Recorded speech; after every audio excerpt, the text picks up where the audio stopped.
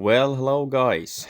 As you might know, I bought a China band sawmill in April this year, and I made some videos about that when I assembled it and made some improvements.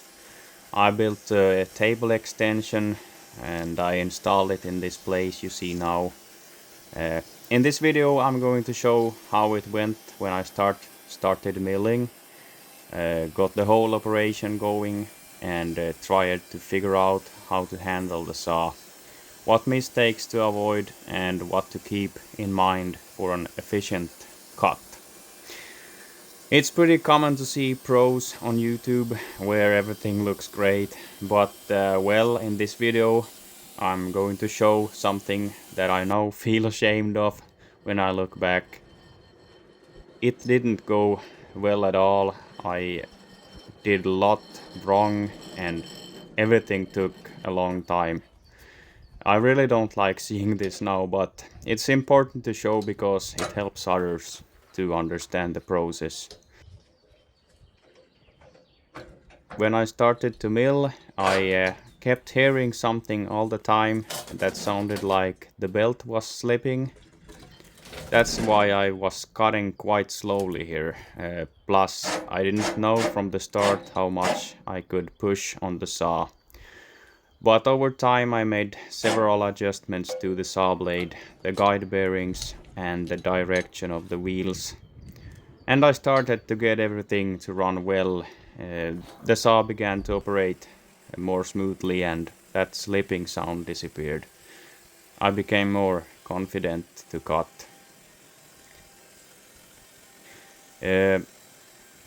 This spring has been very stressful for me as I had a lot of things going on, building at home, the farm work in spring, car inspections, camper van build, the trip to Norway, plus I was going to get this bandsaw up and running. Everything at once.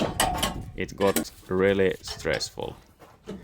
So when I think back now, it would have been better to start up this bandsaw another year when I had more time, because everything around this saw, the logistic, how you place the logs, where you stack the boards and planks, where you put the bark boards, I don't know what to call it, but it all needs to be thought through so that you get it to work in the best way. But since I needed the lumber for my building project at home, as I have showed you in a videos here this spring, I had to get the sawmill started quickly and focus just on milling without planning the setup and the logistics any further. I thought I would do that next year instead. Then I have more time. Well, we will see about that. Now I'm also going to talk a little bit about what I think of the saw itself. It's quite good, but there's a lot of things that annoys me. The mechanics, the setup, the clamps that you fasten the log on the table, all of that which irritates you, makes you more stressed. But what I like about the saw is that it is electric. So I don't have to keep refueling with gas and warming up the engine. I can just press start when I want to cut and turn it off when I'm done.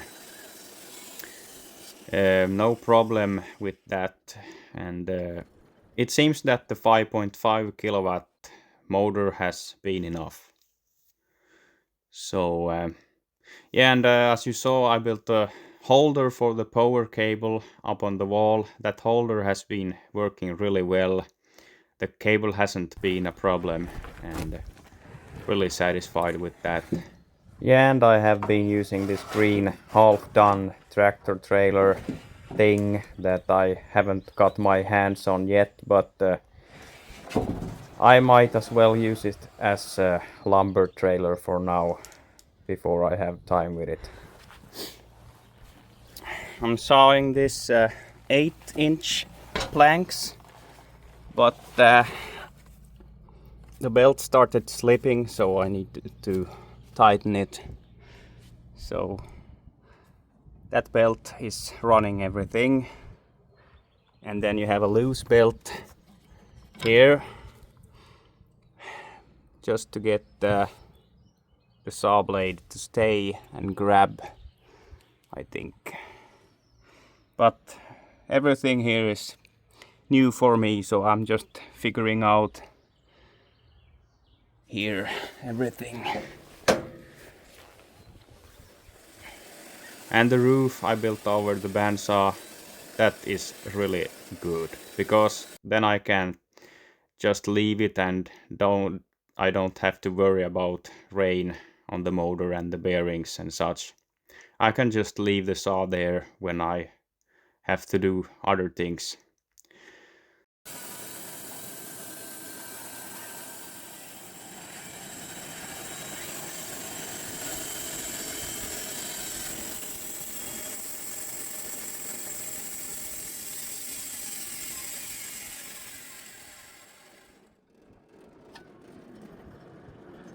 I'm planning to use these 8-inch planks as roof rafters in my new shed build at home, so you will soon see me use them, so that will be fun.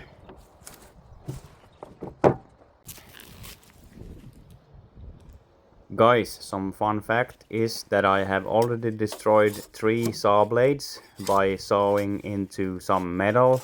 Mostly it has been the log supports.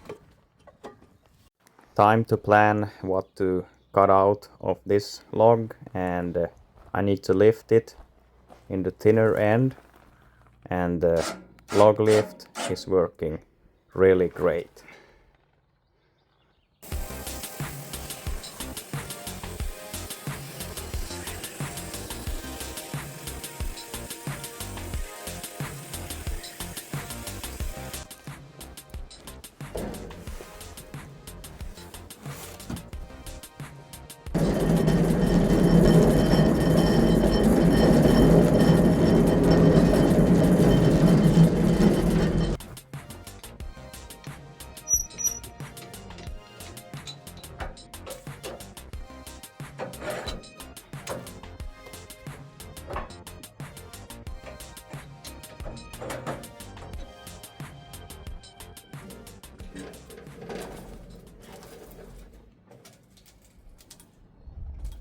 Some might wonder why I haven't placed the logs next to the saw table, and I do have an answer for that. I just had too little time to set up the logistics. I would have needed the forest crane, but it was on another job, and the logs were turned the wrong way on the trailer. Otherwise I would have easily just backed up the trailer beside the saw table and easily roll the logs onto the table. But since the logs were turned the wrong way, that wasn't an option. I couldn't back the trailer in as I planned. So I used my Ford TV10 with the front loader and moved the logs that way. It took time, but I didn't have to strain my back since it was pretty easy. I just had to lean out of the tractor cab to see the forks on the front loader, because the visibility is really bad from the cab where you sit.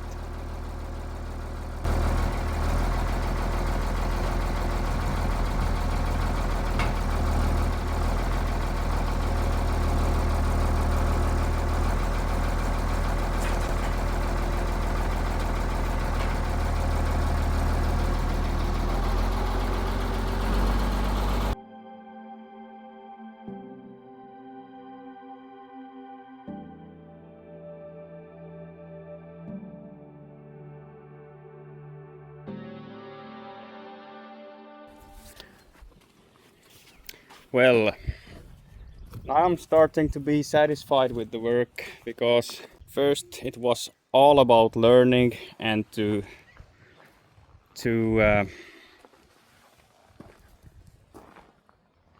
to build up a way of thinking, how to think and how to mill and how to measure. And I have marked here with the pen, so I'm following my marks more than this, because the material I need, that's 2x5 and 4x1 boards, so it's just two different sizes, and also this smaller ones to put in between. So yeah,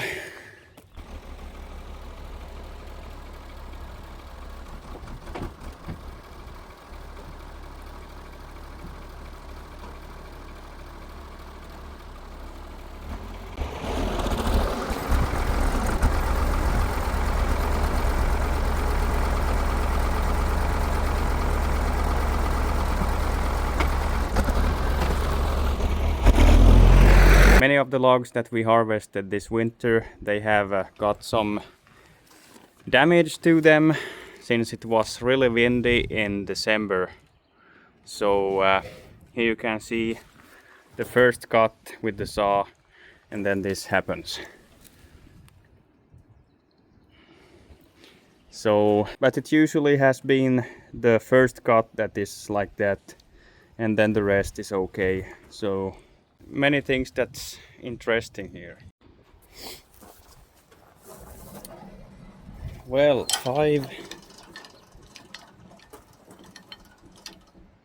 that's 5, but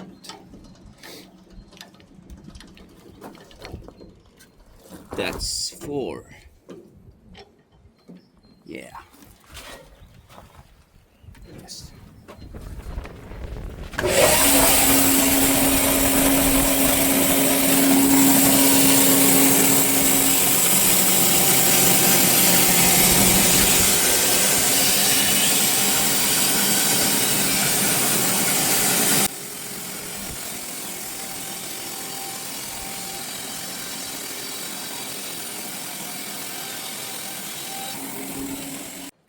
I always try to debark boards and planks that have a bit of bark left on them, on the edge, before I stack them on the trailer, because if I don't do that, it attracts bark beetles, which are bugs that bores hole in the wood and just turn everything to flour or powder.